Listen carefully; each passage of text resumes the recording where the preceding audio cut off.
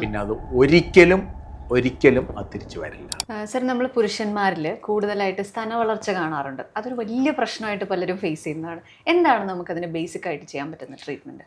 ഇതിൻ്റെ പേര് ഗൈനക്കോമാസിയ അല്ലെങ്കിൽ ഗൈനക്കോമാസ്റ്റിയ എന്നാണ് പറയുക. ഓക്കെ. ഇതിന് നാച്ചുറലി കാണാനുള്ള ഭംഗി കുറവ് മാത്രമല്ല, സൈക്കോളജിക്കലായിട്ടും നമ്മുടെ ഉപബോധ മനസ്സിലും ഒരുപാട് കോംപ്ലക്സസ് ഉണ്ടാക്കുന്ന ഒരു കാര്യമാണ്. ഓക്കെ. പബ്ലിക് പ്ലേസിൽ പോകാനായിട്ട് ഉടുപ്പഴിക്കാൻ പറ്റില്ല, അമ്പലത്തിൽ പോകാൻ പറ്റില്ല, സ്വിമ്മിംഗ് പൂളിൽ പോകാൻ പറ്റില്ല, സ്പോർട്സിൽ ഏർപ്പെടാൻ പറ്റില്ല, ഒരു ഹോസ്റ്റലിൽ താമസിക്കാൻ പറ്റില്ല, മുതലായ അനേകം പ്രശ്നങ്ങളുണ്ട്. ഗൈനക്കോമേസിയ എന്ന് പറഞ്ഞൊരു സിമ്പിൾ പ്ലാസ്റ്റിക് സർജറിയോട് കൂടി അഡ്മിറ്റ് പോലും ചെയ്യേണ്ട ആശുപത്രി, ഡേ കെയർ ആയിട്ട് രാവിലെ വന്നിട്ട് വൈകുന്നേരം പോകാൻ പറ്റുന്നൊരു സർജറിയോട് കൂടി ഇത് പൂർണ്ണമായിട്ട് നമുക്ക് മാറ്റാനായിട്ട് നമുക്ക് സാധിക്കും. ഓക്കെ.